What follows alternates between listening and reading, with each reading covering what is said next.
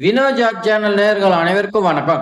நம்மளுடைய ஊராட்சி செயலாளர் வேலைக்கு பார்த்தீங்கன்னா நேர்காணல் தேதி வந்துருச்சு. எல்லாத்துக்குமே பார்த்தீங்கன்னா நேர்காணல் வந்தாலும் அந்த நேர்காணல் எப்படி அட்டெண்ட் பண்றது? எனக்கு பார்த்தீங்கன்னா பயமா இருக்கு. எந்த மாதிரி கொஸ்டின் கேட்பாங்க அப்படின்னு நிறைய பேர் பார்த்தீங்கன்னா கமெண்ட் பண்றீங்க.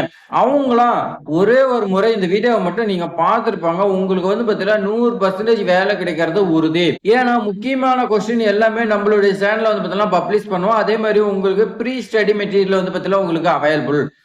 நம்மளுடைய சப்ஸ்கிரைபருக்கு மட்டும் ஃப்ரீயா ஸ்டடி மெட்டீரியல் கொடுத்துட்டு இருக்கோம். அதுக்கு நீங்க என்ன பண்ணணும்னா நீங்க சப்ஸ்கிரைப் பண்ணிட்டு நம்மளுடைய டெலிகிராம் குரூப்ல ஜாயின் பண்ணிட்டு டெக்ஸ்ட் பண்ணுங்க.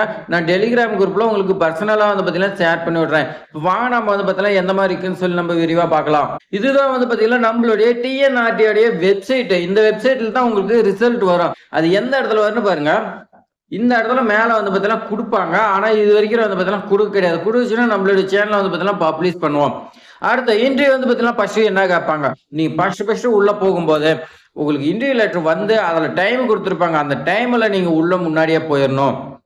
எதுக்காகனா அங்க நீங்க வந்ததுக்காக ஏதாவது சைன் பண்ண சொல்லுவாங்க. டாக்குமெண்ட்லாம் பாத்தீங்கன்னா பார்ப்பாங்க. ஏதாவது ப்ரொசீஜர் இருக்கும். அதனால நீங்க முன்னாடியே போயிருங்க.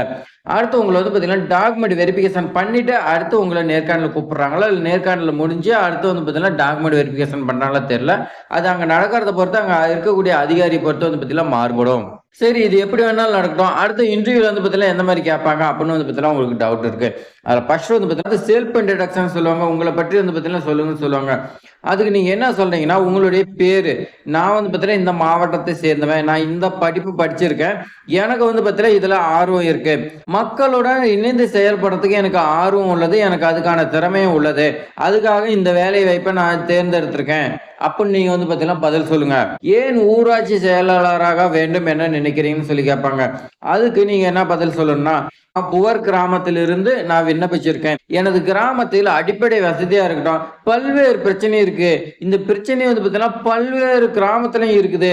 அந்த பிரச்சனையை சரி செய்யறதுக்கு மக்களோட இணைந்து சரி செய்யறதுக்கு நான் இந்த வேலை வாய்ப்பை தேர்ந்தெடுத்திருக்கேன் அப்படின்னு பாத்தீங்கன்னா நீங்க தாராளமா பதில் சொல்லலாமா.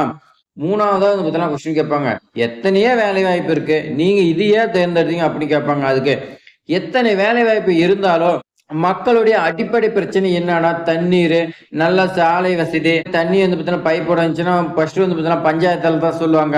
வீட்டு வசதி, குடிநீர் வசதி, இந்த மாதிரி பார்த்தீங்கன்னா பல்வேறு வகையான இதெல்லாம் இருக்குது. எல்லா பிரச்சனைகளும் இந்த பஞ்சாயத்து மூலியம் தான் சரி செய்ய முடியும். அதுக்காக இந்த வேலையை பார்த்தீங்கன்னா மக்களோட சேர்ந்து செய்யறதுக்கு நான் யூஸ் பண்ணேன் அப்படின்னு நீங்க பார்த்தீங்கன்னா சொல்லலாம். அடுத்து இவ்வளவு வேலையெல்லாம் இருக்குது, இதெல்லாம் செய்யறதுக்கு நீங்க மக்கள் லஞ்சம் வாங்குவீங்களா அப்படின்னு சொல்லி கேட்பாங்க.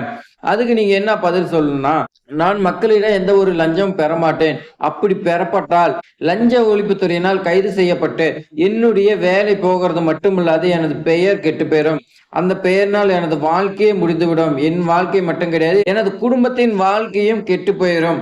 அதனால் நான் எந்த ஒரு லஞ்ச ஊட்டும் பெற மாட்டேன் அப்படி நீங்க பார்த்தீங்கன்னா சொல்லலாம். இது எதுக்காக கேட்கறாங்கன்னா, லஞ்சம் வாங்கினா அதனால ஏற்படும் பிரச்சனை பார்த்தீங்கன்னா உங்களுக்கு தெரியுதா இல்லையான்னு செக் பண்ணுவாங்க. சரியா, இவ்வளவு லஞ்சம் வாங்கினா இவ்வளவு பார்த்தீங்கன்னா பேர் கெட்டு பேரும் பண்றாங்க, இவ்வளவு தெரிஞ்சு வச்சிருக்காங்க அப்படின்னு பார்த்தீங்கன்னா உங்களுக்கு கொடுக்கறதுக்கு வாய்ப்பு இருக்கு. அடுத்து பாருங்க, ஊராட்சி செயலாளர் பணினா என்ன, ஊராட்சி செயலாளருடைய பணி என்னன்னு சொல்லி கேட்பாங்க. அதுக்கு பாத்தீங்கன்னா வரி வசூல் செய்தல், நிதி பதிவுகள், அதே மாதிரி அரசு திட்டத்தை மக்கள்கிட்ட கொண்டு போய் சேர்க்கறது, மக்களுடைய புகாருக்கு தீர்வு காண்பது, இது மாதிரி பல வேலைகள் இருக்கு. இதுல குறிப்பிட்டு ஒரு 2-3 சொல்லுங்க. வேற ஏதாவது கேட்டாங்கன்னா நீங்க வேற சொல்லிக்கலாம். நீங்க வளவலன்னு சொல்லிட்டு போக கூடாது. கேள்வி கேட்டாங்களா டக்குன்னு முடிச்சுக்கணும். அடுத்து, ஒரு நல்ல ஊராட்சி செயலாளர் என்பதற்கு தேவையான குணங்கள் என்ன அப்படின்னு கேட்பாங்க.